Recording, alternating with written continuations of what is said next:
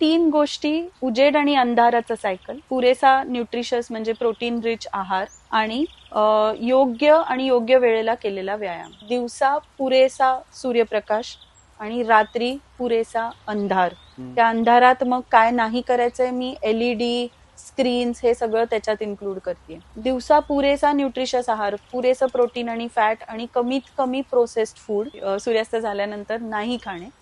आणि तिसरी गोष्ट म्हणजे योग्य आणि योग्य वेळेला केलेला व्यायाम. आता ह्याच्यात मी काय कंपोनंट्स इन्क्लूड करीन की काही ना काही मसलचा व्यायाम हा दर आठवड्यात झालाच पाहिजे, काही ना काही आउटडोर व्यायाम म्हणजे वॉकिंग, चालणं असू दे, सायकलिंग असू दे, स्विमिंग असू दे, आणि काही ना काही शांत करणारा व्यायाम म्हणजे की योग प्राणायाम त्या कॅटेगरीमध्ये येईल. सो या तिन्हीचं कुठलं तरी कॉम्बिनेशन आठवड्यातनं घडलं हे योग्य आहे. आणि व्यायामाची योग्य वेळ म्हणजे ही दिवसा सूर्यप्रकाशात असावी. मला दिवसभर वेळ नव्हता म्हणून मी रात्री 9 ते 10 जिमला गेलो, हे मी अवॉइड करायला सांगेन.